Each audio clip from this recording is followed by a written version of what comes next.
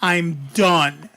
Well, And I never have to worry about it again because it's on my computer, it's on my laptop, it's on my phone, it's in my head probably somewhere. Well, it's not my head, but it's easy to do it that way, and you never have to think about a password again. yeah, it just makes life, and you can make them so darn complex, and you're sitting there, no way in hell are, you're going to have to remember all those characters, upper, lower case, special punctuation, and combination of lower and upper letters and phrases and everything else that it uses, because that's what Enpass does automatically for you. One crazy thing I've heard of, they talked about on Security Now, people don't even bother writing their password down. They don't bother password manager. They just mash on the keys. And when they go to log back in again, they say forgot password. It emails them a link. They log back in, and it says create new password. They just mash on the keys. Every time they log in, they go through the forgot password link and send it to your email. So that means that is so annoying. All you have, yeah. Well, and that also means that your email password is very, very, very, very important. right? It is anyway, because I can break into your Amazon account if I get your email because I say forgot password and it emails me. Yep. So you really, really don't want to have your password broken into. We had a customer this week and came in, and someone in India got her password from the NPT breach, because she said they sent a picture of her driver's license and Social Security, because that was all in the NPT breach. Right. And within a couple hours, they had rung up $1,000 of payments on her Apple account. Oh, yeah, it just takes seconds. My thought was, wow, that's all? Well, yeah, but The bad guys usually max your card out. But here's the problem: is if somebody hits my bank card, I just tell my bank that's not me. They don't charge me, and I get a new card. Mm-hmm. Is that true on Apple? We've heard stories from Apple that if you just cancel your card, or you Freeze it? Well, no, you cancel the fraudulent card and you get a new card, because that's usually what they do by default. When the company sends a chargeback to return the item that was fraudulently purchased, Apple has been known to freeze your Apple ID. Because people have done that intentionally as a scam. I buy this $50 game and then say, oh, that was fraudulent, and get your $50 back after you've already got the game. But the trick is, and it's a little sneaky, but we all know, well, we know about it. People might. Anything you buy from the app stores, probably the same on Google too, is the account you bought the program on is embedded in that software you buy. Right.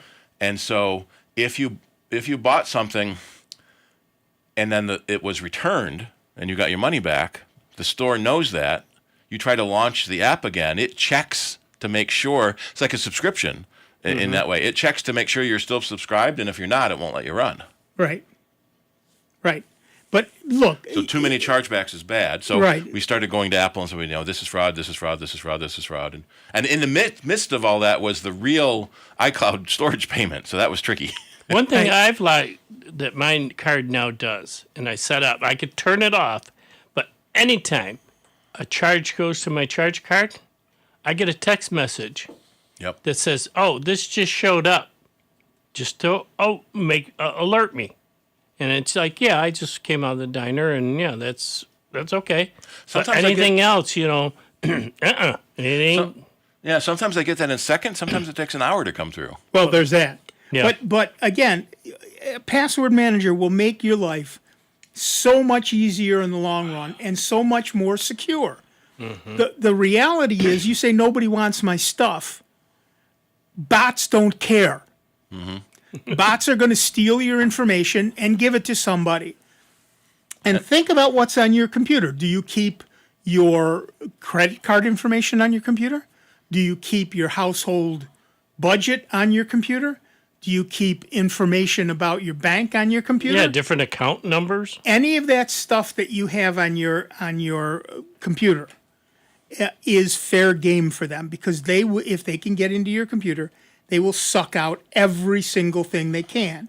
And if you use a lousy password, you're just making it easy for them. I can't.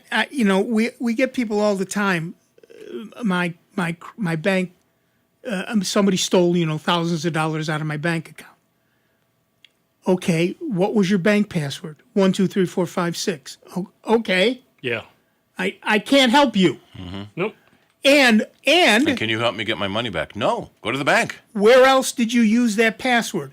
Oh, I used the same password on Facebook. Well, that's probably where they got it. And then they tried your account, and it's the same password.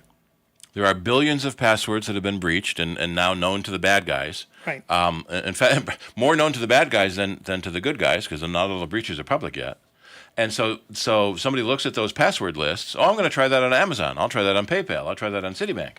And they know people reuse their passwords, and suddenly all of your accounts are compromised, and they get all the money they can from every account. Right. Every day at work right now, it just seems like the past 2 months, I am having so many folks come up to me, and they're going to do a return, and I say, I don't know if this is going to work because my account was breached, Yep. and they had to send me a new card. Well, and that's if they're telling the truth. There's so much retail return fraud we run into all the time. Well, I bought this somewhere else and I don't want it anymore. Can I return it with you? No. First, no. And second, no. Right. But I mean, So, and one other thing that you can do with Enpass, which I really love, is they can do a password audit. So you can say, has this find me all the passwords I used that have been pwned, that have been stolen, right? Then find me all the passwords that are weak. yep. Find me all the passwords that are identical across my thing. So they use this password 15 times. Well, there's 14 passwords I got to change. And then find the ones that are 3 years old, over 3 years old, 1 to 3 years old, 6 to 12 months old, 3 to 6 months old. So, you can change them if you feel that there was a breach 3 months ago. Okay, every password over 3 months old needs to be changed. Yep. And it makes it so easy. So easy. I just got notice of a new breach that happened in February, but it wasn't made public until now when the bad guys started selling the information. So, and this one was targeted at corporate users, but the bad guys had my information for, 9 months without me knowing it. And who knows what they did in those 9 months. Right. That was the Demand to Science by Pure Incubation. 2 companies I've never heard of. Why do they have my information? Right. Because they bought it from somebody else. So I just opened up Enpass, and there's an update available. So not a bad idea to check. Yep. And some of them are sneaky. You remember the Zeus banking Trojan? So that would get into your computer, and when you logged into your bank, it watched you. So it had a list of banks it knew about. It sent your credentials back to the bad guy, who then started draining your account. But the banking Trojan intercepted the withdrawals, and on your screen it displayed you had all the money. So Nice. It was rewriting your banking page to show you everything was fine. There were no withdrawals, and you had all your money. That was pretty good. That's tricky. That's actually kind of impressive. Yeah. That's- And there's a similar one that a lot of our customers have gotten hit by and have called, where, in fact, that's in the Beekeeper, they talk about it too, that there's a mistake. They accidentally gave you $5,000 credit instead of a $50 credit they were promising.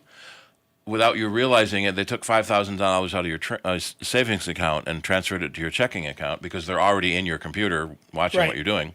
And so they tell you to go to the post office or go get a $5,000 money order and mail it to us because you wouldn't want me to get fired, right? Before they even realize that it's their own money that got transferred from a different account, and it wasn't an accidental deposit from the fake customer service agent you called. Well, just at our store, I mean, I had 2 people come in this week with these fake coupons. and it said, you're a winner, from my company's name, and to call this number to claim your prize. And two folks printed it off and brought it in, and both of them, different times, said, "Is this for real? Or is it a scam?" I go, "What do you think?" It's a scam. At least I go, At least they didn't demand it was real. So there's several fake scams going around for the large home improvement stores. Right. Yeah, the orange one and the blue one. Yep, that's where I've seen them. And I get 3 or 4 a day, and I've read stories about people taking one of these fake coupons in and demanding the free gift. So, well, no, it's a scam. Or earlier it was Bill Gates personally was going to give you a free iPhone. Yeah, that's going to happen. Why would Bill Gates from Microsoft give you an Apple device? Yeah. Right. Well, I got one the other day from Marvel. Marvel Rewards, or so. It was a Marvel Comics, right? Mm-hmm. And it was you won. Mm-hmm. Okay, first I didn't enter a contest. Yep. Okay, that's first. I won the Italian National Lottery once. Congratulations! Never been to Italy. Wow. Yeah. Molto bene. Yeah. And I knew I hadn't entered any contest. And then you look at the address it came from, and it wasn't Marvel Comics, Marvel.com or Marvel. Yeah. It wasn't Marvel anything. So I knew it was a scam. But, there's that moment where you think, great, because they were showing you all these things you could win, giant dolls of the characters and Thor's hammer and, all this other $5,000, all this other stuff. Just call us and we'll tell you what you won. Well, if you know it's me, just tell me what I won. Yeah. Yep. The idea is, of course, if they get you to call. It's only $1,000 processing fee to get your $50,000 prize. Exactly. Send us a money order. If they get you to call, there's a much better chance they can scam you. Yep. Well, I had last week a call from Wells Fargo saying, "Yeah, we've been checking on accounts and yours has been hit." Okay, I had a Wells Fargo account, but that was over a decade ago. Yeah. Haven't had, and that particular thing was paid off. Never had a card, and they're trying to tell me, they went into this lengthy, but yes, your account's been breached, and you're going to be charged. I forget the amount, and it's like, so you should call right now. Some old database got discovered and breached. Yeah. Yep. So I just, no. Did you hear about the misprint from the Wicked musical? Yes. Okay, so the Wicked, which was a stage play, by the way, an excellent stage play. It's coming out November 22nd. Right. It's a movie. It's a movie now. Yep. And they had a link to the movie's website. Mm-hmm. Unfortunately, the movie's website is wickedmovie.com, and the URL they posted goes to a porn site. Oh! It's an adult movie company. Well, yes. Yeah, so it's close. Yeah, close. And I bet there's a parody of this movie on that site. If there wasn't, there will be. Yeah. I'll never forget. Yep. I was just opening up the front part of my new shop when I was down on Brighton Henrietta Town Line Road, and Judine, my old office manager, was getting things set up. And we got her computer all set up, nice big screen and that. And she goes, it was right around the holidays. She goes, "Oh, well, I got to look up some stuff during my lunch to, do some Christmas shopping." And she wanted to get her husband some sneakers. So she types in Dick's. Be careful going to sporting goods stores. That's a problem. We were in the back part of the shop, and we heard such a loud scream. I think they could hear it down the whole row of shops. Well, I can't tell you how many times I get a call from my faculty. There's something wrong with the internet. They went to whitehouse.gov, but instead they typed in whitehouse.com, which now redirects to whitehouse.gov, but used to be a porn site where they had lookalikes of various political characters doing things that various political characters, Yep. well, do, Yeah. but don't want people to know they do. Now it's an election betting site. Oh, is it? Yeah, where you can bet on the election. It's crazy. But yeah, I can't tell you Most- how many calls I got. Most companies have had to register misspellings of their own name, so that you spell it wrong and you get to the right place. In fact, there was a big case years ago where a guy had bought a bunch of domains relating to Disney characters, Oh, and they were able to arrest him under child porn laws because he was targeting children with Disney characters. And then Disney went and made sure they bought MickeyMouse.com and DonaldDuck.com and all of those URLs Right, probably right. now. Yeah. right. Well, I'll tell you, I missed Nick.com by one day. Nickelodeon bought it. And I could have had it legitimately because Nick is my name. Yeah. They could not have sued me for it. They would have had to buy it from me. Doggone it, one day. Dang. December 5th, 1996. Yep. when they That was registered it, December yeah. 6th, Yeah. 1996. What was it? There was a restaurant in town that had a big Oscar party all the time. Oh, yes. And the Oscars sued them because they had their name was Oscar. Yep. So they brought in the boxer, Oscar de la Hoya, Yep. to buy part of the restaurant so they can have an owner named Oscar. Yep, exactly right. But it's a different industry. No, it's the same. And that was the same industry. Right. All right, we're going to take a quick break. You can give us a call at 585-966-JAZZ. That's 966-5299. Toll free 800-790-0415. Vote in the poll at soundbytes.org. That's Bytes with a Y. Francis would like us to remind you. But we'll be right back with Dave Enright, Steve Ray, me, Nick Francesco, and you. 29 minutes after the hour, member-supported Jazz 90.1. We will see you in a few. Computer talk you can understand. More Sound Bites is next on member-supported Jazz 90.1.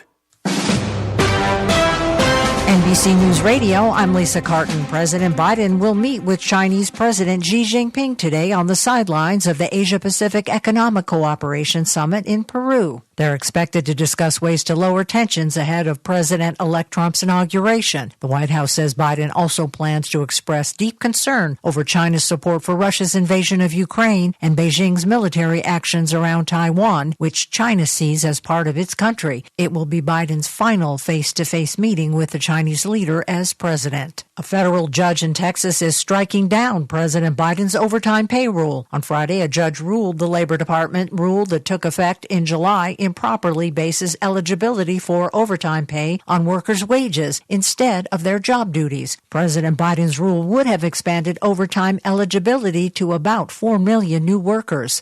Lisa Carton, NBC News Radio. You gotta fight for your right to fix your iPhone. This is Sandra Singla with the Lowdown on Science. Meet Kyle Weems, Cal Poly San Luis Obispo engineering student. 2003, Apple iBook falls off of his dorm bed. Electricity lights dark, probably mechanical, loose wire, broken metal part. In the 70s, we had cute hippie manuals like Keeping Your VW Bug Alive for the Complete Idiot. 30 years later, Kyle finds Apple has removed all its repair manuals from the internet. Always buy new. Grr. So Kyle helps fight for laws forcing Apple to let folks fix. He also started iFixit, an online repository of over 100,000 do-it-yourself manuals, from the iPhone 15 Pro to Black & Decker's handheld pet vacuum. Free, green, a nerd's delight. From our cool Book of the Month, Vince Beiser's Power Metal. Jazz 90.1 is supported in part by our members and by Poinsettia Poinsettias. Poinsettias come in a variety of colors from white to shades of pink and red. Poinsettias are compact in size and can be used as holiday decor on tabletops and mantles or as a festive centerpiece. Poinsettias can be found at garden centers, big box stores, and other plant retailers. More information at poinsettia.co. That's PRINCETTIA.co.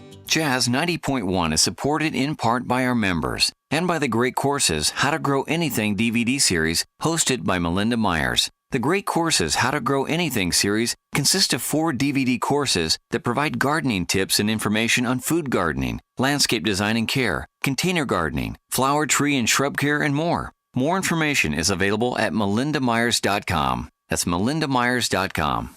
So, what's the asking price on these houses? You'd probably be more comfortable living somewhere else. How long is the lease? Sure, you can afford to live here, but... How are the schools? We have twins. This neighborhood probably wouldn't be right for your kids. If a real estate or rental agent says anything like this, you are being discriminated against, and it is illegal. If you experience housing discrimination, go to HUD.gov/fair housing and report it. Fair housing. The law is on your side. A message from HUD in partnership with the National Fair Housing Alliance. I heard the COVID-19 vaccine has... And the thing I heard about the vaccine... Sure, but do we really know about the long-term effects? Did you read that thing on the internet? He heard from his cousin that they don't... Okay, you're hearing a lot of talk about the COVID-19 vaccines these days. So how do you find out if getting vaccinated is right for you? By talking to someone you already trust, your doctor or healthcare provider. They'll answer your questions so you can decide what's best for you and your family. Go to getvaccineanswers.org to find out more. That's getvaccineanswers.org. Brought to you by the Ad Council. And now, a check of your Jazz 90.1 weather forecast. We should find times of sunshine across Rochester, Western New York, and the Finger Lakes for your Saturday. Not bad by mid-November standards today, with temperatures topping out in the low 50s for highs. Just a few clouds heading into your Saturday night. Overnight low temperatures into the low 30s. Partial sun will give way to some increase in clouds for Sunday. The high temperature in the mid-50s. Watch for a few scattered showers by Sunday night. I'm meteorologist Josh Nichols for Jazz 90.1. And currently right now, we've got a few clouds out there. It's 51 degrees out at the airport and 55 here at member-supported Jazz 90.1. Everybody get up. Everybody get up and then sit down again. Yeah. Because welcome back. I'm Nick Francesco. I'm Dave Enright. And I'm Steve Ray. And at 34 minutes after the hour, we are Soundbite. We've got 32 votes in the poll already. So far, past what now is just ahead of yeah, but I can actually remember it. Last week, and this continues to befuddle and amuse me, last week we had 188 votes in the poll. Clearly, telling people there's a problem with the poll gets votes. So you should say that there's a problem now. We want to check out the problem? Yeah, there's a problem with the poll, so check it out. There's just we want to verify that the problem that we were having last week is now corrected. That's exactly right. But last week you had people from Brazil and Great Britain and Turkey and Ukraine. Can you tell if those were VPNs? No, I don't bother with. All I record is this name of the city, and that's Which you get all from the because IP I don't address. want because I don't, and it could be incorrect. So if, for example, you live in a rural area, it'll actually show the city nearest to you. Yeah, we get that in our store when someone does the Apple two-factor. You get a map showing where you're logging in from. Right. It used to say Canandaigua. Okay, that's pretty close to Victor. That must be where our internet comes up. The last few weeks, it's been saying New York City. So the other end of our internet has bouncing moved. you all over the place. Yeah. So that scares some people. Right. Because, we're not in New York City. And when I'm setting up their new computer and they start getting notices on their other devices. Right. I always have to make sure to call. Yep, that was me. I need the code. Well, and that's the other problem. People call up and say, I need your help with setting this up. Okay, you and I are going to have some lengthy conversations. So no, you and I are going to have a very large number of very small conversations. Yep. Well, that's the thing also right now with the password managers. Like we've said right up front, it takes some time to set it up, that you got to be willing to do it. And what you need to do, since the weather is getting nasty, it's quite Perfect cold. time to sit down. Sit down. You're inside anyways.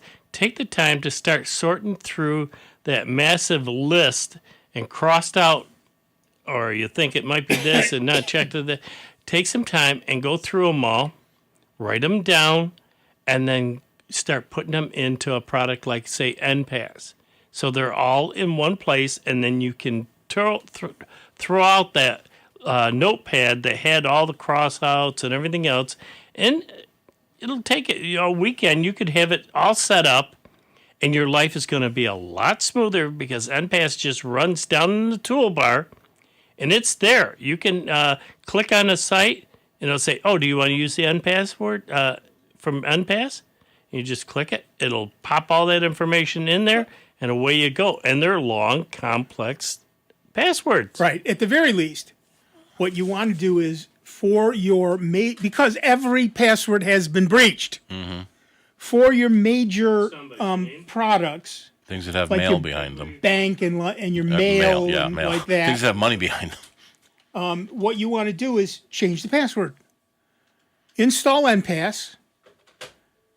Go to the site, change the password, use your old password, log in, let Enpass create a 100-character password, and use that. The NIST has backed down a little bit on the change your password every 90 days.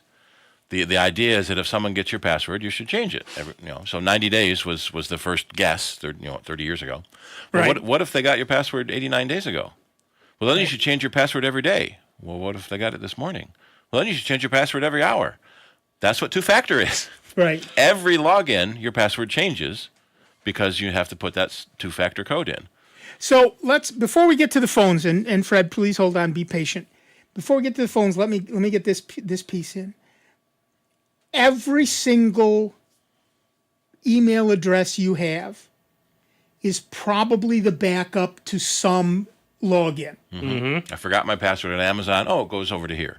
What happens if that email address is also hacked? So you need a secondary email address backing up your primary email address, and it wouldn't hurt to have a tertiary one backing up your secondary one. And if you don't set all that up, you will get hacked, and it will be a problem for you. Mm-hmm. That happened to me Just with the way it goes. Facebook. I didn't have a secondary password, and my Facebook got hacked. And mostly I was thinking, I don't care about Facebook. Then I realized that over the years, most of the people I communicate with, I talk to on a daily basis over Facebook. We get together, but I talk to them every day on Facebook.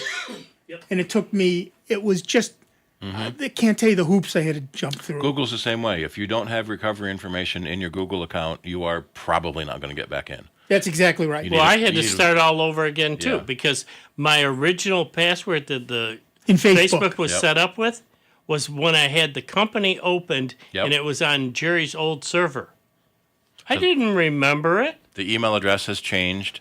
Right. It's a little easier now because people are keeping their email addresses.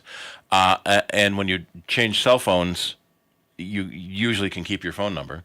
But we run into customers all the time that I haven't used that email address in 20 years. Or I haven't, that was my landline from 30 years ago. Well, that's what you told Google, so that's what it's going to ask for to prove that this is your account. Well, one thing I like to do is try wherever I can to use my Google Voice phone number, because that's never going to change. I've seen sites not accept that. Exactly. That's a problem. And Yeah. that makes me angry because it's a phone number that will never change. No matter what happens to my phone, no matter what happens to Verizon, I will have my Google Voice number. All right, to the phones. Speaking of which, our first caller, hopefully patiently waiting on the line, is Fred from Rochester, New York. What's up, Fred? Hey, checking in with you guys. I did not vote in the poll because none of the options are fitting. I have Enpass. I have 160-some passwords saved. The only one I have to remember is the one for Enpass. Yep. And on my phone, that is my thumbprint or fingerprint or whatever. Yeah, exactly. You can use biometrics with your phone. Actually, with any device that will accept biometrics. So a number of laptops over the years had fingerprint readers, and you could use those if you have one of those. Yep. So yeah, excellent, Fred. So yeah, that's the Enpass has just been marvelous. miffed or even astonished that some places, websites or stores or don't allow you a longer password. No, that makes me insane. When they say 8 characters, they mean 8 characters. Yeah. And when I've tried to put in something, and it seems like it took, and then it says when I try to use it to back up to see that it actually is correct, and that I have it correct, it said wrong password, or I put in they'll say do the forgot password thing, and it says I don't have a account with that email address. Yep. Right. And then I end up calling them and kind of getting maybe a little snarky because their website never said that it had to be a limited number. That's the thing that makes me the most crazy. If they truncate it without telling you. It's after you try to put one in that they tell you, oh no, 16 characters is the maximum. Well, screw you. You should have told me that before I typed in the password. Well, I've had ones that don't even tell you that there's a problem with your password that you're putting in. Yeah. It just didn't work. Right. Because it only saved the first 10, so the 16 characters you type are obviously wrong. Right. Yep. But it doesn't tell you that, Or what special characters you can use or can't use. Right. That part is just... Why is your password Mickey Mouse, Donald Duck, Fred Astaire, Albany? Well, because it said I had to do 3 characters and a capital. Right. But yeah, that's good information. And I don't know if you have on your website a link to information on how to do that backup of your email. I may not. That's a good point. I've used a family member's email as my backup. Yeah, a lot of times if you have a spouse, you can do that. But something happens. I have more than one email address, but if something happens and family member needs to access something because everything is in from the email. Yep. They wouldn't be able to. So I give it to a family member to be the one with the burden of taking care of all that. Right. Well, and that's another really interesting thing that you can do with Enpass. So, for example, both my wife and my daughter have access to my Enpass. So if and when something happens to me, they have the master password for Enpass, and they will then have all the up-to-date information for everything I do. Same here. That's just giving them that one Enpass, one Enpass password. Right. Yeah, that works too. And that my family member also has that. Right. And of course, the first thing my daughter said was, "Wait, you mean I can get into your bank account?" Oh, that was a mistake. Well, I've put my daughter as a co-signer on at least one of my banks. So yep. Yeah, she can have access without anything. She can walk in the bank and show her ID. And Apple and Google have legacy contact setups. Right. Where you can put in a legacy contact, so if you pass, when, then that legacy person can get to it. Microsoft doesn't. They require a death certificate. Yeah. And it's a pain to try to get someone into someone's Microsoft account. And so everyone should do that, not just older people, because you're wrong, you get hit by a bus. Everyone should have a legacy contact set up just in case. So from my perspective, Microsoft can keep any of it. Yeah, right. Nobody will be looking for it because the only 2 things I use Microsoft for are both my work apps, and my work has access to that. Yep. So when my son was young, he used my Microsoft account to buy his Xbox games. Right. And we have found no way to separate his Xbox games from my work stuff under the same email address. So if he wants to keep his Xbox games. Yeah, that's exactly right. All right, good info, Fred. Thank you very much. All right, take care now. Have fun. Bye. Yeah, it's ridiculous. But I've now written down creating backup recovery passwords. It's slightly different for each email service, but generally you go to your email account and you can make an alias. Right. And that points back to the original account. Or what you should actually do is make a brand new account. Steve at Gmail. I should have Steve2 at Gmail. Right. And Gmail accounts are free. Go ahead and make all the ones you want. There is a inactivity timeout. Is it 2 years? 2 years. Yeah. So one of the things that you want to do is set a reminder for yourself in your calendar. You carry around a calendar all day long. Use it. Yep. And you can that set says, that. in a year, at once a year, go in and send yourself an email and go look at it. And you can set that backup account to auto forward any email to your main account. Right. Then you end up getting twice the spam. But right. Actually, when you set up a brand new account, you may have a couple of weeks where you get no spam until the bad guys find that. Beautiful. Beautiful. One thing I got to share, we were talking about banks and all that and stupid stuff.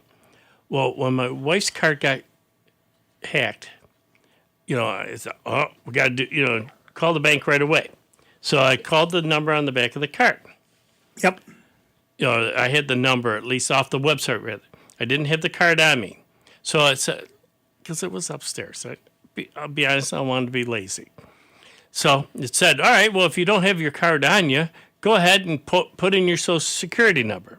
All right, now we need your birthday. All right, just for reassurance, please enter the last 4 digits of your credit card. I don't have the darn thing! That I told you 3 questions ago I don't have. And I pointed that out to the bank, and she goes, and this is bank manager, she goes, well, that's stupid. Yeah. She goes, I got to look into that. She goes, that's the dumbest thing I've heard. Yeah. The last credit card I have, the one that got hacked, I had memorized. This one, my brain will not memorize it because it knows at some point it's going to get hacked. I'm going to get a new one anyway. But you still know the old one. And I still know the old one, but I don't know the new one. Yeah. All right, let's go back to the phones. Our next caller is Bill from Greece, New York. What's up, Bill? Hello, guys. Greenlight's coming into my neighborhood. Yeah. And I'm trying to find out, without much success, what kind of a router. I have a modem router that does 800, whatever it is, megabytes or whatever, and I'm getting the Greenlight. I'm signed up for the 500. Yeah. Will it work on a modem router, or do I have to buy a router, or do I have to buy a router that is Greenlight compatible? Okay, so what you get from Greenlight is an ONT, an optical network terminal, and it connects the optical Greenlight fiber cable and gives you a plain old everyday Ethernet jack. Which functions equivalently as the modem you have now from your current company. Right. So you can do one of two things. You can plug a device, a single device, so one computer, if that's what you have, into the ONT itself. Or you can plug your own router into the ONT. But it has to have a WLAN connection, a not just from the coax out to Ethernet, but from another Ethernet out to Ethernet. So all the normal routers that you buy everywhere else will do that. I don't know which router you have, if you have from your current provider. If you have a modem router combination where coax goes in and Ethernet comes out, that won't work. Right. Okay, that's what I've got. Yeah. Now, virtually any router will work. Greenlight does have a list of recommended routers. I'm going to post that in a second. I couldn't find that. Steve's going to post it in just a couple minutes. Yeah, Amazon had 4 that they recommended. Yeah, but well, take a look at cross-reference both lists, see what you like. I still like the Orbi. That was so easy to set up. Well, for me, the Orbi was great until it died, and then I got the Google one, the 3-router mesh network, which now covers my entire house without any lapses in Yeah, I got the service. Orbi down in the basement, and then I got a satellite up in the bedroom, and that covers even outside. Yeah, yeah. We've had a lot of good great. luck with Eero. and Hero's also very good. We were scared when Amazon bought them. Yeah. But so far, they've still been pretty good. Yeah, You don't have exactly. to link your Amazon account to them if you don't want to. Right. The one neat thing I like about the Eero is it allows remote administration. So every company I've set up, I can be an administrator and manage their network. Right. So that's usually something only in higher end routers, or you have to open the WAN port on your router, which is The bad. one thing I don't like about the Google routers is you can only manage them from the phone app. Yeah, Eero the same way. That And makes it easier for average people. But I'm a geek and I want something better. Yep. Okay, the next question is, okay, I've got to get a new router because mine is a modem router. Is there a big difference between a $100 router and a $200 router? Well, About facetiously, $100 yes, $100. But generally speaking, any router that does the speed you need should be okay. The question is, how high end are the components? And how long will they last? Now, in a router, the theory is you don't turn it on and off very often. So if it works on day 1, it's going to keep working on day 200. So what kills electronic devices is keeping moving parts running all the time. There are no moving parts in a router. Power spikes. And power spikes when you turn them on and off. You turn the router on once and you leave it on for 5 years. So theoretically, at least, unless they've used really, really, really lousy components, the $100 router will last you as long as the $200 router. What the difference often is extra management tools. So, for example, you've got younger children. You can tell your router to turn off their device at 8 o'clock to make them go to bed. That was the evil laugh. Yeah. Well, I had that on my son when he was young, and it was always, Dad, I need 10 more minutes. So I'd give him 10 more minutes. Right. Yeah. Now the other thing, Greenlight has started renting you your own a Wi-Fi themselves, which is interesting because that was one of the things they never did before. Is they just give you internet and you do whatever you want with it. Yeah, but they want $15 a month. Right. So it's usually easier to and cheaper in the long run to buy your own. Yeah. Right. Okay, that was good information. I want to thank you guys. All right, thank you, Bill. All right. And one of the things to keep in mind too is the $100 router might do 500 megabit, and the $200 router might do 1,000. Yeah. Right, but and that's why I said if they do the same speed. Yeah. If you're going to grow into it. Right. So a lot of people, in fact, for a lot of you that are still using Time Warner cable or Spectrum cable, I can't stop saying Time Warner. I understand. It was 30 years. Right. If you're using Spectrum cable internet, they have increased the standard speed to 500 megabit. Thank you, competition from Greenlight and Exactly. Verizon Fios. So They could have given us that 30 years ago. Yeah. If you have an old, so you may need to turn off your modem and turn it back on again to so it gets the faster speed. But if you have an older modem that just been sitting in the basement for 10 years, you may still only get the 100 out of it. Right. And so you look at replacing your modem. Spectrum is a little better than Time Warner used to be in the fact that the modem now is included in your monthly bill. You don't pay extra for that. You do pay extra for Spectrum Wi-Fi. So again, like Greenlight, you get the modem with your service. You can buy your own Wi-Fi to save that monthly bill. Right. So if you haven't got a new modem in a while, go to speedtest.net and see what kind of speeds you're getting. You should be pushing 500 megabits, so 480, 490. Right. And if you're not, you probably need to replace your Spectrum modem because it's old. Right. The older a modem is, the less likely it is to do the high-end speeds, the high speeds. And, I bought, gigabit routers these days are cheap, right? And so I'm getting 500 meg, 550 meg, I think. No, 500 meg, and I have a gigabit router. Oh, okay, I can grow now. Yep. I can grow into that. If I decide I've got to have gigabit Ethernet, I'm good to go on the router. And the router and the gigabit router didn't cost me a whole lot more than a 500 megabit router would have. Yep. Crazy thing is we only get 100 here in the school. Yeah. And that used to be fast. Well, exactly. We're coming up on what used to be Cyber Monday because everyone would go to work when they had fast internet. Nowadays, your home internet is probably faster than work internet. Probably. But they still do Cyber Monday Less deals. crowded anyway. Yeah. But yeah, so if, Steve had a good point. What is it? Speedtest.net. Speedtest.net. There is one specifically inside of Spectrum. I'm going to post that link, which gives you better, more accurate results. Well, here's an interesting thing.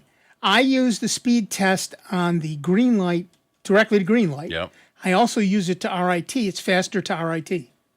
and not the download is the same, but the upload is faster to RIT, which is weird. Yeah. Spectrum is also going symmetrical, like Greenlight is. Right. And I get symmetrical at RIT, and I get less than that at Greenlight itself. It must be their upload. Their server is not accepting uploads as fast as they're serving downloads. All right. That music tells us the first hour of this show is in the history books. But do not despair, for those of you who don't read. There's a whole nother hour of the longest-running computer show in the known universe coming your way. A whole nother hour of Dave Enright. A whole nother hour of Steve Ray. And a whole nother hour of me, Nick Francesco. And, of course, a whole nother hour of you. Give us a call at 585-966-JAZZ. It's 966-5299. Toll-free 800-790-0415. Stay tuned, because when we come back, we're going to talk about the lounge, which has been gone for a couple of weeks, and I have an update. But in the meantime, take a quick bio break, but don't go too far, because we're going to be back at Jazz 90.1 with a whole lot more sound bites. See you in just a few. Online 24 hours a day, 7 days a week at soundbites.org. More with Nick Francesco, Dave Enright, and Steve Ray next on member-supported Jazz 90.1. WGMC Greece Rochester. A public service of the Greece Central School District. Jazz 90.1. On Twitter at 901jazz. NBC News Radio, I'm Lisa Carton. President Biden will meet with Chinese President Xi Jinping today on the sidelines of the Asia-Pacific Economic Cooperation Summit in Peru. They're expected to discuss ways to lower tensions ahead of President-elect Trump's inauguration. The White House says Biden also plans to express deep concern over China's support for Russia's invasion of Ukraine and Beijing's military actions around Taiwan, which China sees as part of its country. It will be Biden's final face-to-face meeting with the Chinese leader as president. A federal judge in Texas is striking down President Biden's overtime pay rule. On Friday, a judge ruled the Labor Department rule that took effect in July improperly bases eligibility for overtime pay on workers' wages instead of their job duties. President Biden's rule would have expanded overtime eligibility to about 4 million new workers. Lisa Carton, NBC News Radio. Soundbites on Jazz 90.1 is supported in part by our members and by Frontier Exchange, offering like-new computers, including desktops, laptops, and tablets. They also offer computer repair and troubleshooting services. For more information and to schedule an appointment, you may call 944-1077 or visit frontierexchange.us. That's Frontier, the letter X, change.us. Jazz 90.1 is supported by our members and by Lifespan. Scams that target older adults are on the rise, and the consequences can be devastating. Lifespan helps older adults take on scams, fraud, and identity protection. If you've been the victim of a scam, or to schedule a presentation to your organization or group, you may call 585-244-8400 or look online at lifespanrochester.org. 1 in 3 adults has prediabetes. 1 in 3. That means it could be you, your football buddy, your football buddy, or you, your best man. your worst man. You, your dog walker. Your cat jogger. While 1 in 3 adults has prediabetes, with early diagnosis, prediabetes can be reversed. Take the risk test at doihaveprediabetes.org. That's doihaveprediabetes.org. Wait, did they just say 1 in 3 adults has prediabetes? That's 33.33333% of adults. That means it could be me, my boss, or my boss's boss, or me, my favorite sister, or my other sister. That's 7 members of my 21-person romantic book club. Wait, the 1 in 3 could be me, my karaoke partner Carol, or my karaoke enemy Jeff. I'm gonna take the risk test at doihaveprediabetes.org. Brought to you by the Ad Council and its Prediabetes Awareness Partners. Flu season is still active, and you can fend off the flu with 5 easy action items. Start with avoiding close contact with sick people and stay at home if you are sick. Secondly, wash your hands frequently for 20 seconds at a time. Thirdly, remember to cover your coughs or sneezes. Also, avoid touching your eyes, nose, and your mouth. And the number 1 action item, get your flu shot. This message brought to you by the American Lung Association and the Anthem Foundation.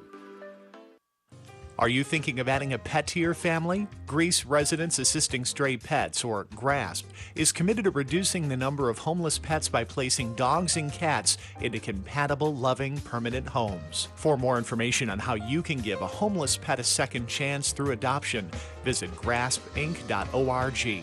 GRASP, striving for the day when every dog and cat will live in a loving, safe, and healthy home. As a parent, you know you can't prevent every accident. Add a mouthguard to your child's sports or recreational equipment list to help prevent the impact of a painful and costly facial injury. If your child does sustain a facial injury, seek an evaluation from an oral and maxillofacial surgeon. OMSs are experts in handling injuries to the face, mouth, and jaws. Learn more at myoms.org.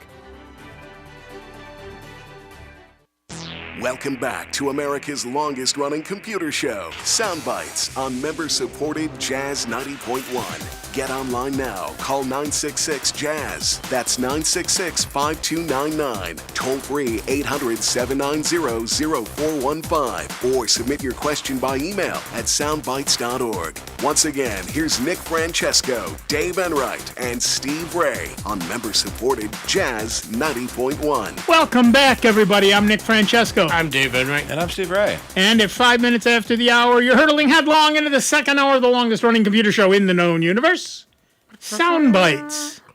And very important announcement. The lounge is back, baby. So all you lounge lizards can join us tomorrow night at 9 p.m. in the... Oh, did I set the page up? That's a very good question. Maybe I have to go and set the page back up. Yes, hello? Where's my page? There it is. Yep, page is not set up, so I'll have to remember to do that. Nope, not today. Technically correct. Technically correct. But it does say back-end issues. Right, which we have were been having resolved. back-end issues. Everything has been resolved.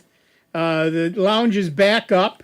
You may use it tomorrow night at 9 p.m., assuming I actually remember to fix the page so you can get to it.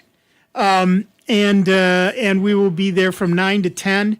It is a video chat, much like Zoom or any of those others. You do not have to use your camera, of course. You can just lurk and listen. You can ask questions. You can join in the, I think it's fair to say, free-ranging, freewheeling discussion. Not too many computer questions. not a lot of computer questions, but a lot of discussion. And we do that every Sunday night at 9 p.m., except for when it's down. And if you are a member of Ask Nick, and if you're not, I don't know why you're not, we do it also Wednesday nights at 9 p.m., and that will be back as well.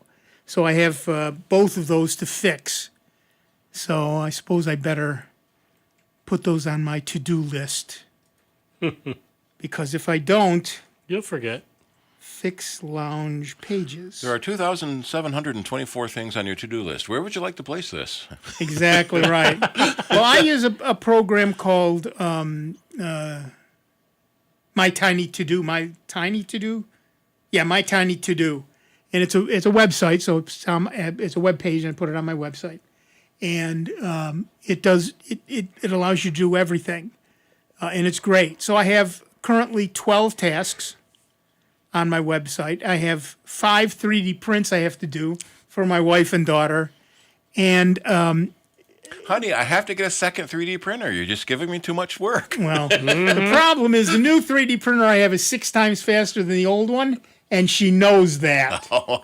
I have 5 books to read because I read voraciously, and I don't watch much television, so I have 63 movies and television shows to watch, which I'm probably never, ever going to get through. Plus, there's all the things for Mastermind Lounge and for Ask Nick, and I have one tab labeled Someday. Well, you got to see The Beekeeper, though, right? I did see The Beekeeper. It was excellent. Supposedly they're coming out with Beekeeper 2. I'm sure they are. Any movie that makes money gets a 2. Yeah. Yeah. All right. So, we were speaking of routers. Good segue. Thank you, Bill, for that segue. If you own a D-Link router, listen up. Tens of thousands of exposed D-Link routers that have reached their end of life are vulnerable to a critical security risk that allows an unauthenticated remote attacker to change any user's password and take complete control of the device. In an advisory on Tuesday, D-Link announced that it won't fix the issue and recommends retiring and replacing D-Link devices that have reached end of life or end of service. So let me translate that. There's a flaw in our routers. They're old. We don't care about you. Buy a new router. Shut up. Mm-hmm. There are 7 flaws that have been discovered so far. Almost all of them immediately give the hacker complete and total access to your entire network, which means that they're that much closer to hacking into any of your devices. Those of you with smart home devices are particularly vulnerable since many of them have poor or no security. In addition, active exploits are now being launched against not just the end-of-life routers, but also the end-of-life D-Link network-attached storage, or NAS devices. The attack started after D-Link said last Friday that it wouldn't fix the security flaw because it only impacts end-of-life NAS models, warning customers to retire affected devices or upgrade them to newer products again. Threat actors immediately took notice and started targeting the vulnerabilities on Monday. There's a shock. According to D-Link, typically, and I quote, typically, D-Link cannot resolve device or firmware issues for those products since all development and customer support have ceased. D-Link strongly recommends retiring these products and cautions that further use may be risky to connected devices. If U.S. consumers continue to use these devices against D-Link's recommendation, please ensure the device has the latest firmware, end quote. That won't really help much, but it can't hurt. If you can't replace the affected device with a model that the vendor still supports, you should at least restrict remote access and set very secure access passwords. You're using a password manager, right? D-Link has a PDF on its website of end-of-life products. Be warned that it takes a while to load. It's 97 pages.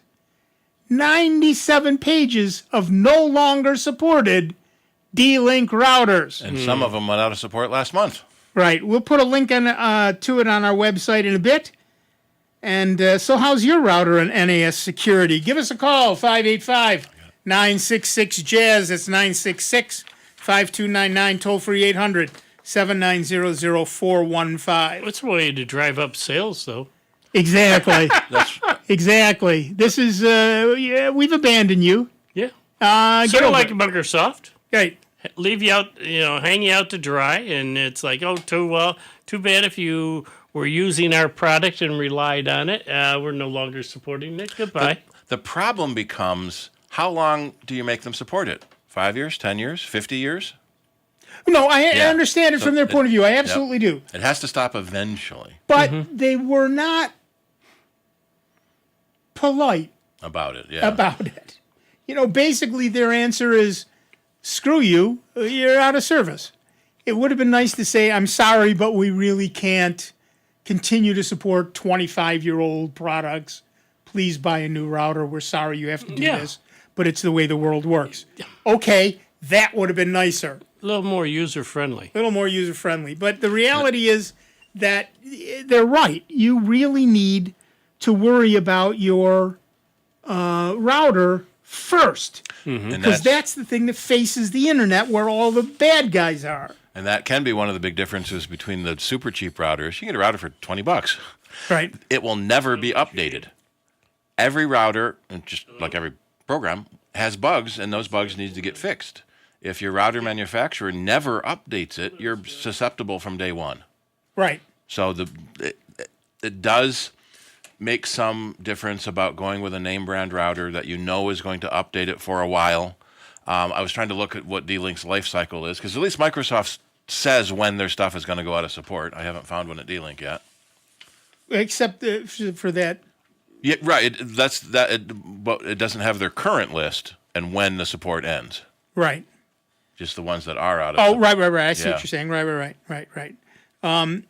Yeah, but assume that things are going to go out of service.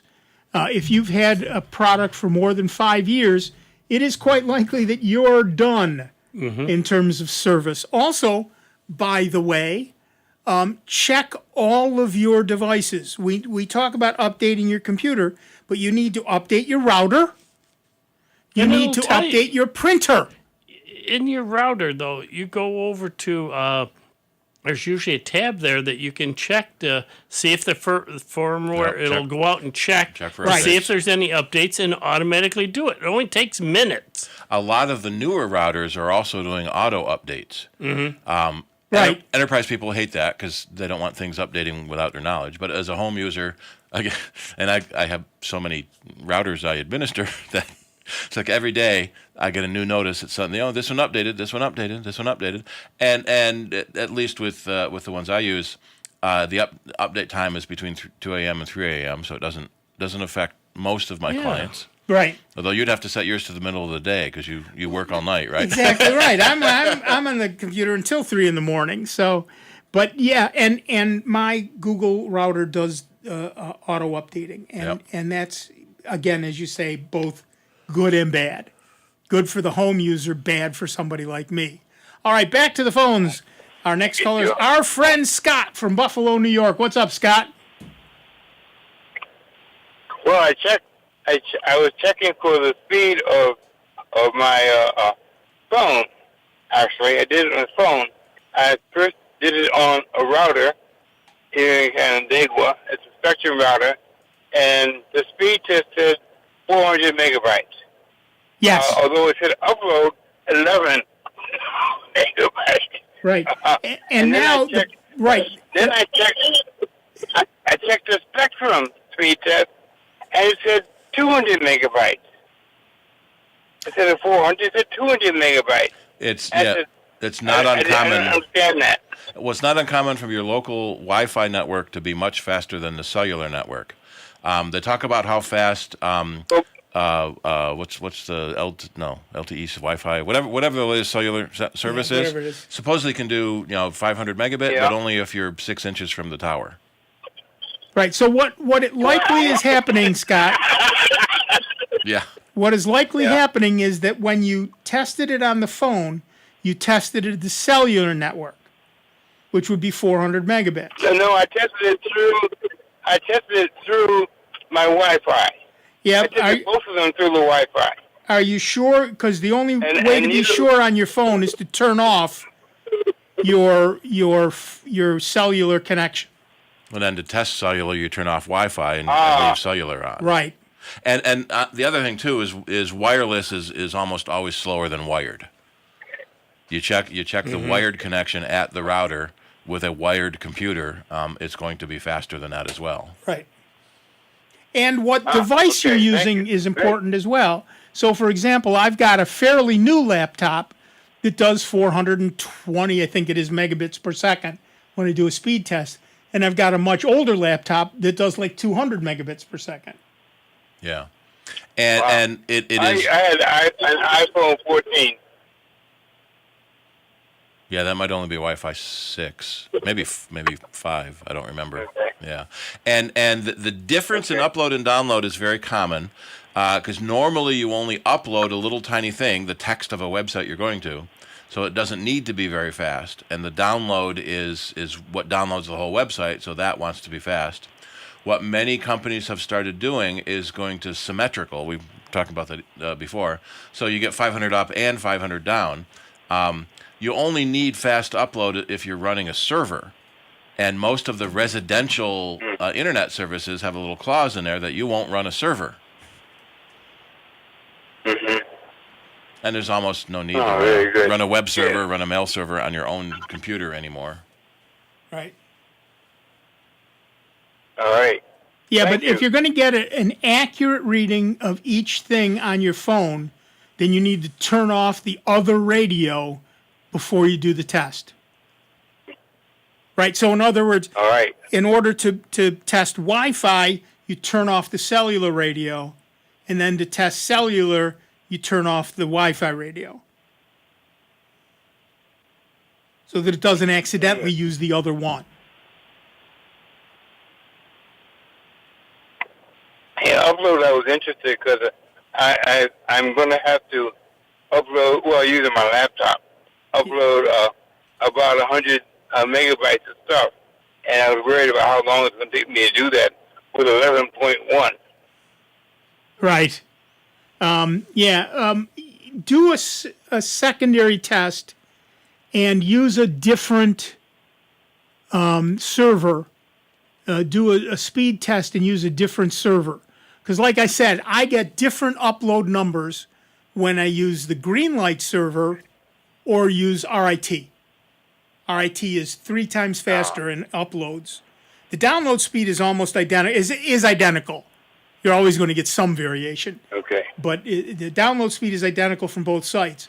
But the upload speed from at RIT is 2.5 times faster than the upload speed from the Greenlight server. And I when I upload the Soundbites podcast, which is 70, 80 megabytes, when I had Spectrum Internet, it was like 5 minutes, maybe 10. The first time I did an upload after I got Greenlight, and it didn't even put up a progress bar. I thought something was wrong. And then, I've got 500 up. Yeah, that's instant. Yep. Mm-hmm. So yeah, try a different server, and make sure when you're using your phone, you turn off the other radio. I'll see if Greenlight comes to Canandaigua. Well, the city of Canandaigua has its own fiber service running through the city, and there are several ISPs that offer fiber service directly. I think there's a couple of places where the city does them themselves, but they usually leave it up to an actual vendor after they ran municipal fiber. So there was a lot of complaints in some cities where the city put in fiber and then the city started offering internet. The internet companies, complained restraint of trade, and courts basically said, yeah, you can't do that. So Right. So if Rochester put in their own fiber, then Frontier and Spectrum would lose money. Well, we can't have that, can we? No, can't have that. Yeah. Even though it would be a really you, nice guys. income source for the city. Yeah. Okie doke. Thanks, Scott. All right. And I'm sorry. Were we done? I'm sorry. I beg your pardon. Right. Okay. Yeah. Yeah, there you go. In fact, what's interesting is the city of Rochester does have internet service. I haven't looked lately, but they had partnered with Frontier, and so you get 5 minutes free. So it was often listed on the free internet lists. The city of Rochester gives you free internet. You get 5 minutes free, so you can log into your Frontier account so that it can prove you pay for Frontier wireless in order to get the city's wireless. So that never really worked very well. If you didn't already have a Frontier account, you couldn't use it. And then Spectrum does the same thing. A lot of places, in fact, they often don't make it very clear, but when you put a Spectrum Wi-Fi access point in your especially in your business, they create a secondary address that they broadcast to the public. So if the someone pays for Spectrum Internet, they can basically leech off your internet service. And that's lovely. If they're close to you. Most of the cable companies have done that so that they can offer So wider. has Amazon. They had that sidewalk, Amazon sidewalk, whatever Yeah. they called it, where your Alaska device would be a hotspot. Yeah. But theoretically, that was so that your mailbox smart device would know when the mail came. Theoretically, because that's how yes. far it reached. Yeah, right. Yeah. All right, back to the phones. Our next caller is Jim from Brighton, New York. What's up, Jim? Hey, some of the folks were talking about losing their cards and not knowing what the numbers were when they tried to straighten things out. Here's my daughter's suggestion, and we're going to share it with you and the rest of the world. We just take a picture with our phone, both sides of the card, make sure you can read it good, and now you've got it. You can store it anywhere on your computer, or if you trust it to be just on your phone, that's up to you. And there you go. That's a good thing. We run into that issue a lot with customers in our stores, and we sell computers, generally expensive. So it's out of habit, out of pattern for a lot of people. So quite frequently it gets hit as fraud protection. Well, just call the number on the back of your card. If you don't have your card with you, then you can't report it as fraud. Right. That is one of the issues with having your credit cards in your phone. Yeah. Although most of the time you get a picture of the front, but not the back. Right. And the front doesn't have a phone. It doesn't have your credit card number on it. You can also do the same thing if you use something like Google Keep by just putting that information into a Google Keep card. Yep. So you know the phone number you're supposed to call, and you know your card number they're going to ask you about. Right. And the phone number is equally important. So don't just put the credit card number, put the phone number as well. Good point, Jim. Thank you very much. You're welcome. Appreciate it. They're doing also. There's an app now you can download your license. Yeah, some. Right, you can do that in your. Some states have done digital licensing so that you can have your license in your digital wallet like you can a credit card. Yep. Right. So I fix one and break the other. Sorry, anyone that has motion issues.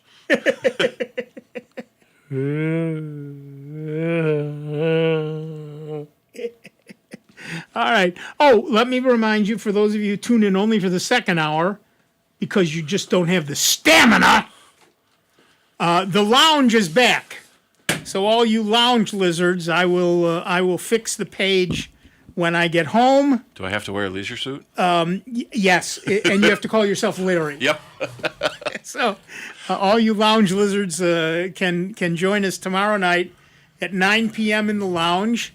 It's a standard video chat, but you do not have to turn on your camera if you don't want to.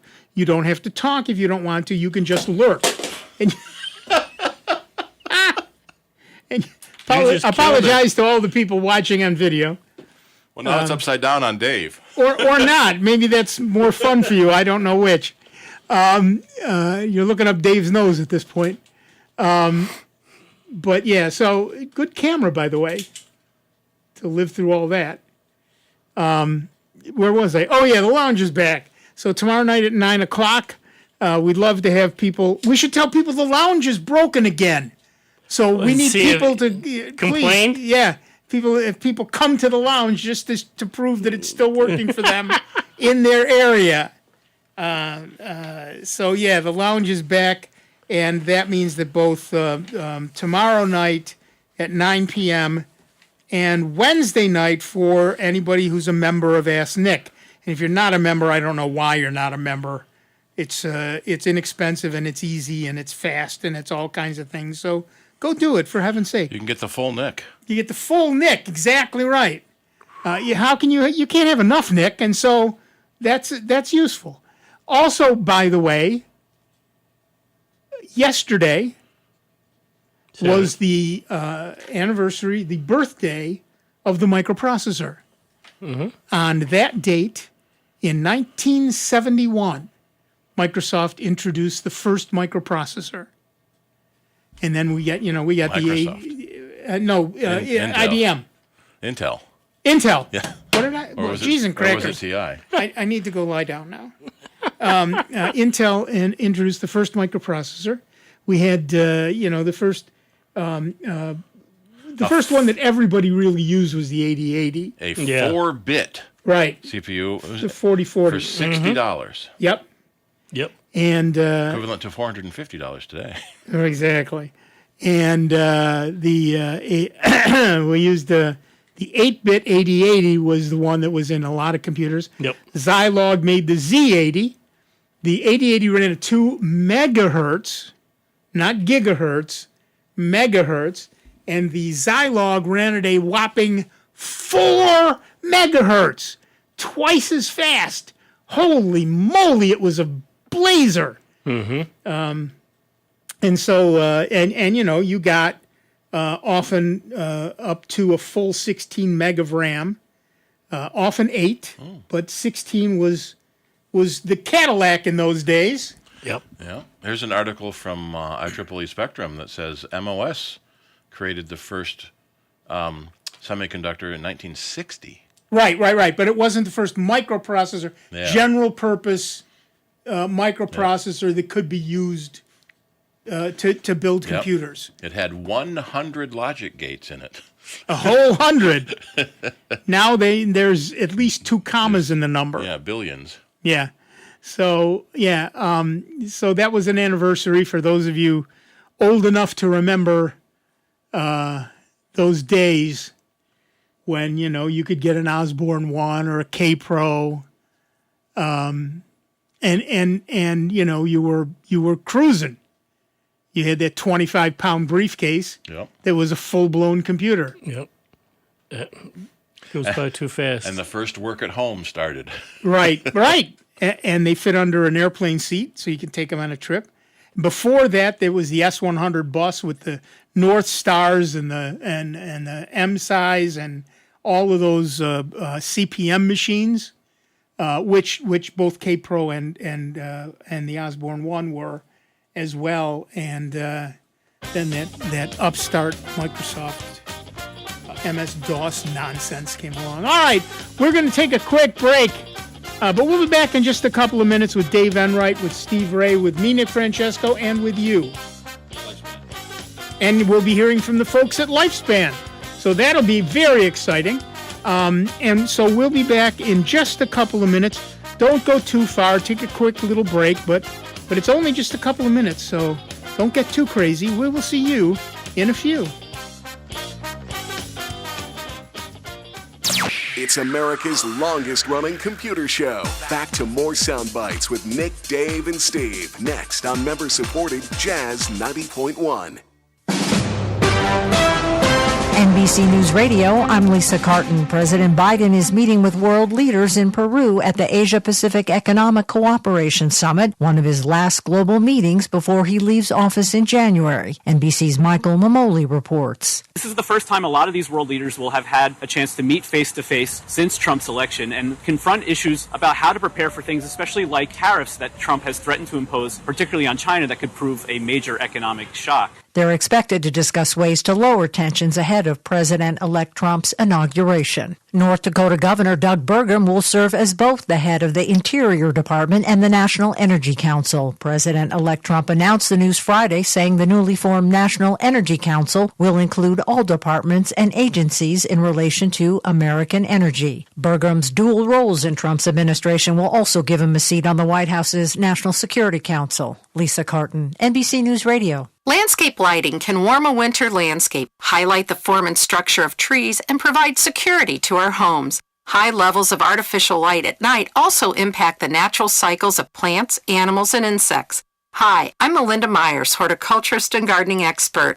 Research led by scientists at the University of Southern California in Los Angeles found the blue and white spectrums of LED lights were more disruptive to sensitive species than the yellow, greens, and ambers. Some of the bright blues and white mimic midday sun and are 3 to 5 times more disruptive than the greens, yellow, and amber. This impacts a variety of processes, including migration and pollination by night-flying insects like moths. Researchers are encouraging policymakers, communities, and businesses to select lights that balance the needs of people with the impact on wildlife. Check out our website for this and other gardening tips. Soundbites on Jazz 90.1 is supported in part by our members and by Frontier Exchange, offering like-new computers, including desktops, laptops, and tablets. They also offer computer repair and troubleshooting services. For more information and to schedule an appointment, you may call 944-1077 or visit frontierexchange.us. That's Frontier, the letter X, change.us. The Jazz 90.1 Daily Club Calendar is brought to you in part by our members and by jazzrochester.com. Young or old, black or white, or anything in between. From employees to entrepreneurs, doctors to detectives, some things define us and set us apart, but there's one thing that binds us. Before anything, we are one thing. Born to be Americans, proud to be Americans. Our United States are our united fates. Know your Constitution. Unity. It's an American thing. From AmericanThing.org. Here's the latest Jazz 90.1 weather forecast. We should find times of sunshine across Rochester, Western New York, and the Finger Lakes for your Saturday. Not bad by mid-November standards today, with temperatures topping out in the low 50s for highs. Just a few clouds heading into your Saturday night. Overnight low temperatures into the low 30s. Partial sun will give way to some increase in clouds for Sunday. The high temperature in the mid-50s. Watch for a few scattered showers by Sunday night. I'm meteorologist Josh Nichols for Jazz 90.1. And currently right now we've got 51 degrees with a few clouds out there at the airport and 54 here at member-supported Jazz 90.1. Hi there, I'm Nick Francesco for Soundbites here on member-supported Jazz 90.1. Today we're talking with Dan Lyon, Fraud and Scams Program Manager for Upstate Elder Abuse Center at Lifespan of Greater Rochester, Inc. Dan, welcome and thanks for coming. Thank you so much, Nick, for having Lifespan on your program. It's a pleasure to be here in Jazz 90.1 talking about scams today. And let's jump right into the question, tech support scams. This is a topic near and dear to my heart. They're everywhere these days. Are there tips on how to spot them? Absolutely. Let's start right off with the type of tech support that many people get. And maybe sometimes people don't realize that was a tech support phishing attempt, and that is when they're on their device, whatever it be, a computer such as a laptop, a desktop, could be their cell phone, maybe an iPad. Their device all of a sudden stops working, freezes. Somewhere upon their screen, they're seeing the words scam. Not necessarily scam, but it's going to say, you might have viruses, you may have malware. And of course, shortly after receiving this message, you're going to receive a phone number, and it's asking you to call a tech support at Microsoft. And this phone number of tech support service is, an 888 phone number. It looks like a legitimate number. They're claiming to be from Microsoft. And your device isn't working, so you happen to pick up your cell phone and call the number which was provided to you on whatever device you're using. That's your fatal mistake right there. That phone number provided to you is not Microsoft. Let it be known, Microsoft in 1 million years will never be reaching out to you asking you to call them for any type of support. So when you call that number, that person on the opposite end of the phone, of course, is an imposter. And he or she will tell you immediately, of course, you're calling Microsoft tech support. Of course, we're here to help you. And we can't wait to help you. But we need something from you in order to do such. They'll go on to explain that wherever you are currently sitting, they are not. So they need what we call remote access. And this is when they're going to direct your attention to your email.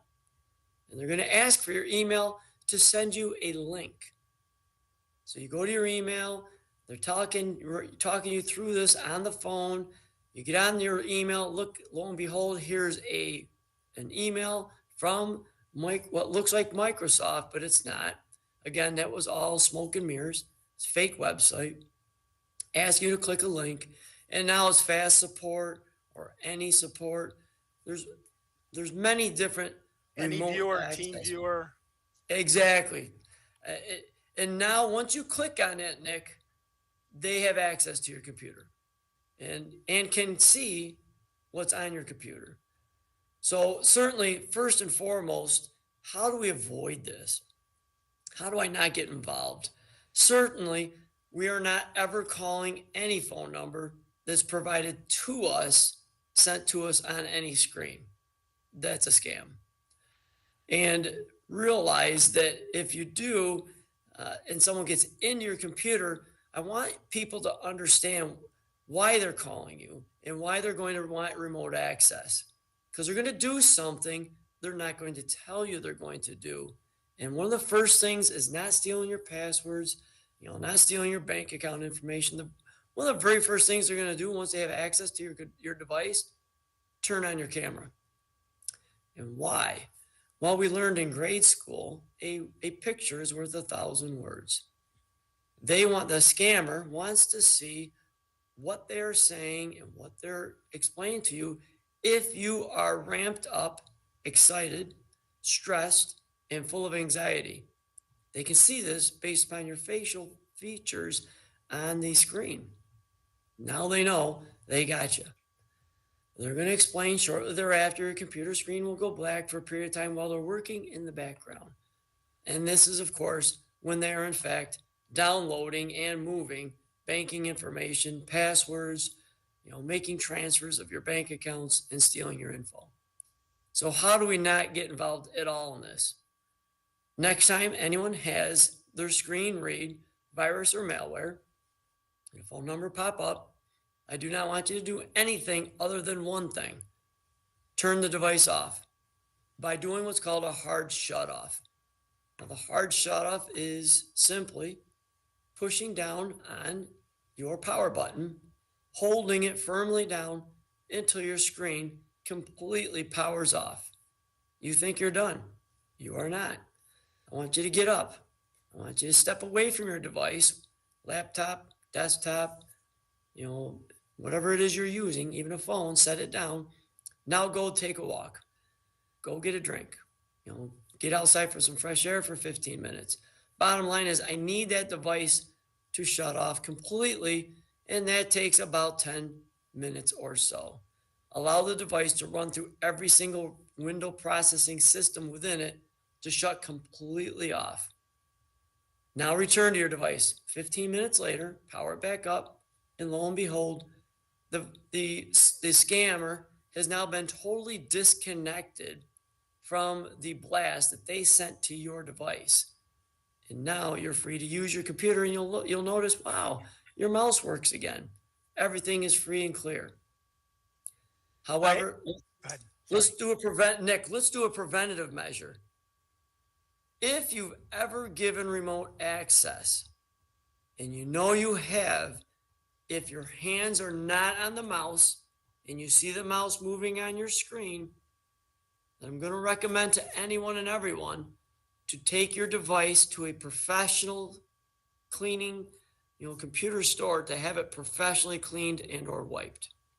Yep, makes a lot of sense. And the fact is that 99% of us can't effectively clean our own devices from these types of things. I got to tell you a quick story. One time at the radio station, I was sitting at my computer during the show, and a big red screen popped up. Your Windows system, we have detected viruses on your Windows system. Call this number immediately. Well, I was running on a Chromebook, so the likelihood that my Windows system was infected was zero. Zeros. So, I just, your advice, I turned it off, left it in a Chromebook. You don't have to leave it off, but I left it off for a bit, turned it back on. Shockingly, everything came up. It was fine. And that's part of it. I have talked to people who had the Windows message pop up on their iPads and they panicked. iPads don't run Windows. Microsoft doesn't do iPads. Microsoft doesn't do Chromebooks. Microsoft doesn't do Android phones. If you see those messages on any of those things, it is 110% a scam. Nick, without doubt, I've had several clients, unfortunately, that have been victimized while using a Chromebook and or an iPad. Both have been hit. Some people say older adults are less tech savvy, and that is, some of the reasons why some people are victimized, but not all. And not all older adults are less tech savvy. Some are very savvy, but those that are less than tech savvy, unfortunately, have been taken by the iPad or Chromebook tech scam. And, when I'm seeing money being taken from people, it's upwards of, $30,000, $40,000 is not unusual on these type of tech scams. Yeah, it's really amazing that, and the idea is it's this giant red screen with these giant black letters, it designed to induce panic. And they want the bells and the whistles. The bells, the whistles, the computer, screaming at you, so to speak, with, flashing lights and or flashing bells. And that is, they want a person to feel stress. And when a person is stressed and they're anxious, we are not thinking clearly. And we know this for a fact. The human body does not react well to stress and anxiety. And that's when these scammers strike. And that is when they are certainly bilking lots of money out of our public. Yeah, I have to admit, when I saw that, I said I was on a Chromebook. But when I saw that thing came up, my first reaction was panic. Then I read the screen and it said Microsoft. I went, yeah, okay, I get it now, yeah. But it's very seductive. They make it, they drag you in. They know what they're doing, and you get the bells and you get the noise and you get the flashing screen and you get the red and you get the big text and warning. And Nick, they're going to absolutely be so savvy on the phone and professional that you think they're your best friend, and that they're genuinely coming across as helpful and friendly. And that is how people are unfortunately pulled in. Yeah. Once they get you on the phone, the social engineering that keeps you there. I've said it before and I'll say it again. These men and women that perform scams are pros. I don't care what your educational background is, Nick. People say to other people that have been victimized, oh, that man or woman, they must not be too bright. Wrong. That's absolutely wrong. These people are victimized by professionals. These men and women know how to defraud and victimize people. That's what they do for a living. Just like you do your job at the radio station here on Jazz 90.1. You're a pro. These people are also pros, and they know their job well. Yep. There's a thing called cold reading where you can find out things about people, right? Just by asking leading questions, just by being friendly, just by being open. And suddenly,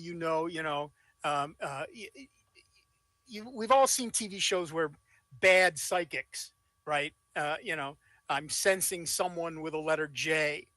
My Aunt Joan. Okay, boom, I got you now. That's leading. A lead.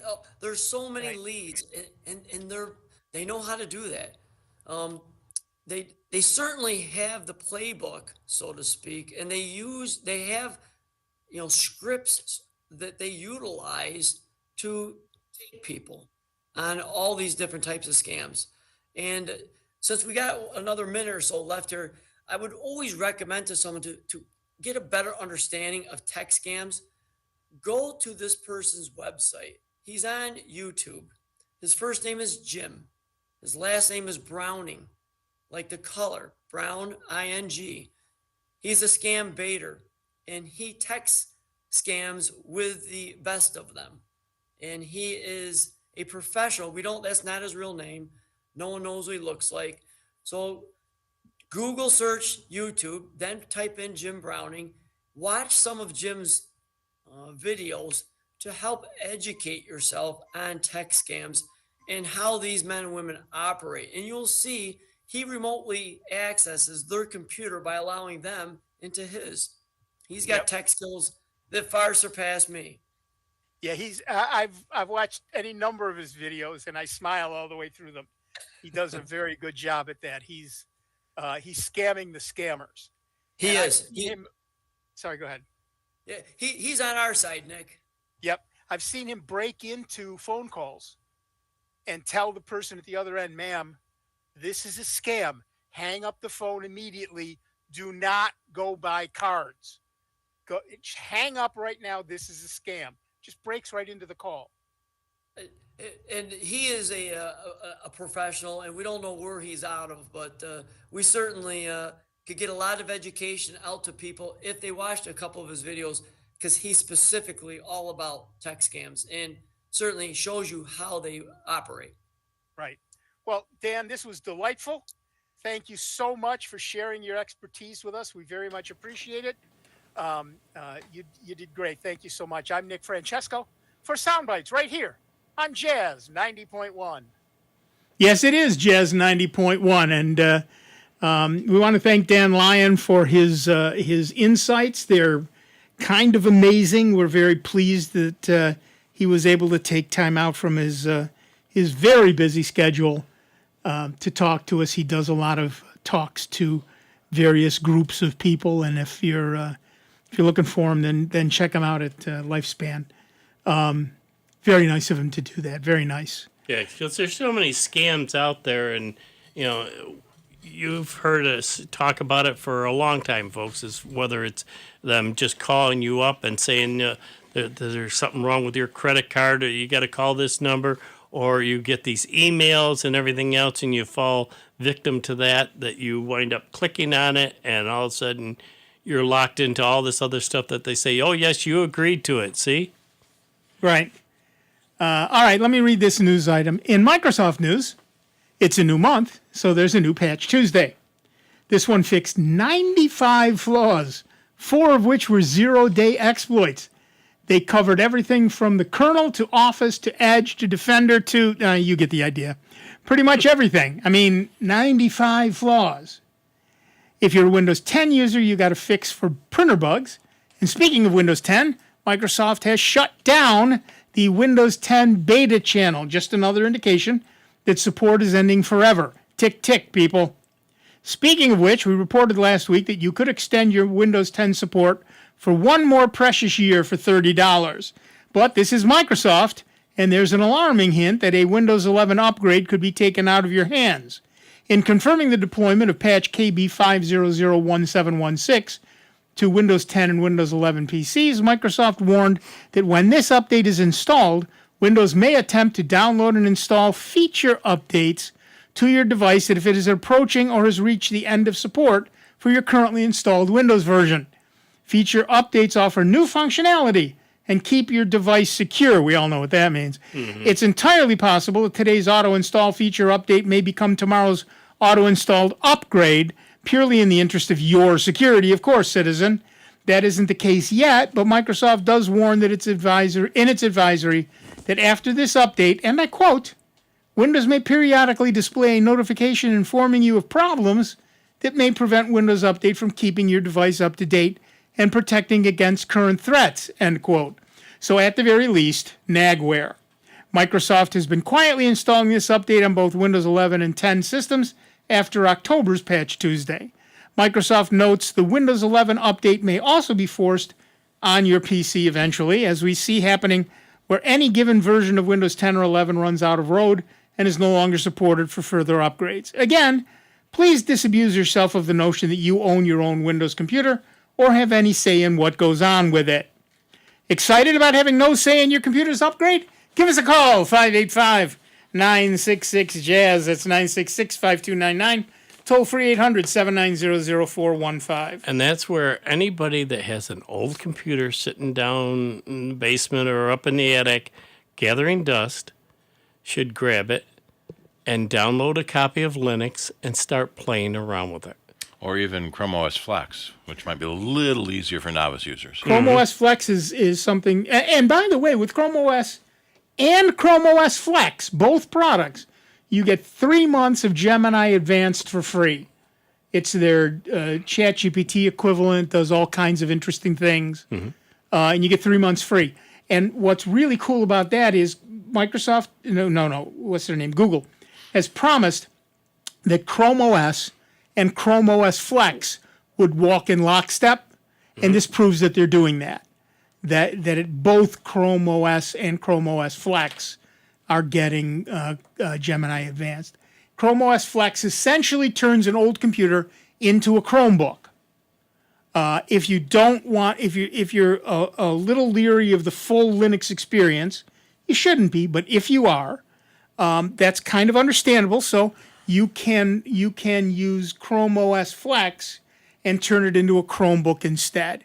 And again, as we've said many times, if everything you do is in the browser, you only need a Chromebook.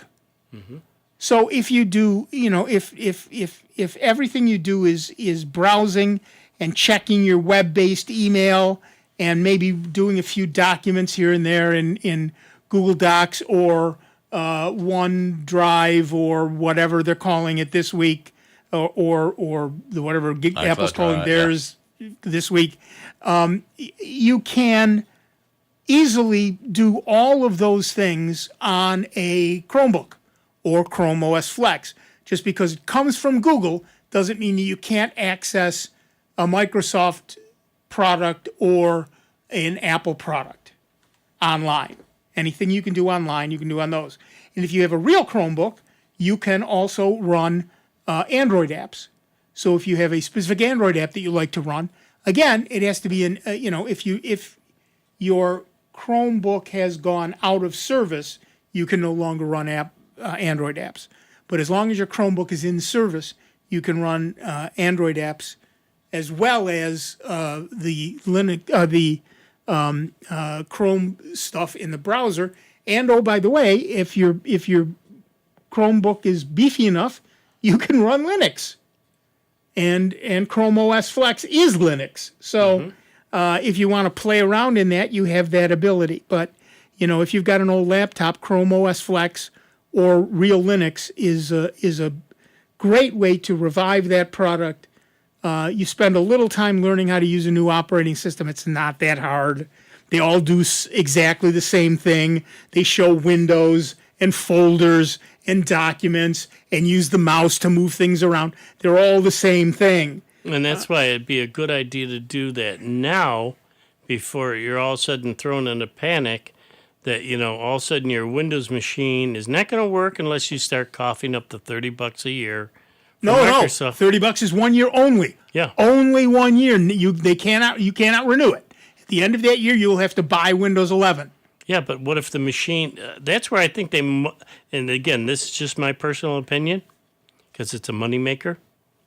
Because they say 1 year right now, but for anybody's machine that won't upgrade to Windows 11, and they say, well, all right, another $30.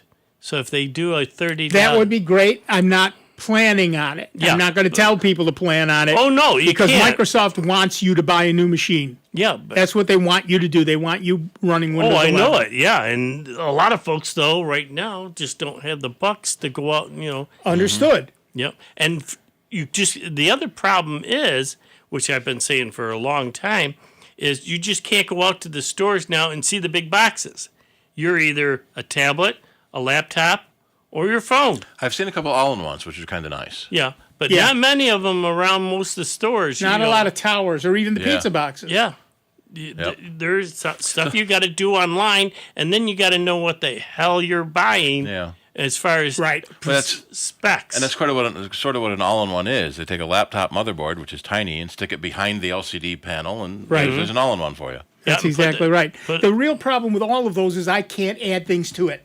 So in my desktop, which is a tower, I have 2 hard drives. One gigabyte hard drive, which has the operating system on it, and one 2 gigabyte hard drive terabyte hard drive. I should say. I have Enright disease. Thank you. 1 terabyte drive. That's the server. That's the operating system, and 1 2 terabyte drive. That's that's my home directory, and so, I can add things to it. I can add modems. I can add all kinds of things to it that are not available to do easily on a laptop. Although you are a minority. I am a minority. I admit that. I do admit that. I just look up a stat counter. Windows 7 still has a 2.6% market share. Yes, and that's making Microsoft crazy. They made a good product and now can't oversell it. Windows 10 is at 60%. Windows 11 is at 35%. Only 35%, which is still, millions and millions of people, but it's not enough for Microsoft. So they're going to force the Windows 10 people. The Windows 7 people are a lost cause. If you're running Windows 7, they're just like, go ahead. Windows XP is 0.2%. Yep. All those ATMs that are still running XP. That's exactly You ever come right. up to an ATM that has the Windows XP, either kernel panic or it's not safe to shut down your computer? Right. All right. That's it.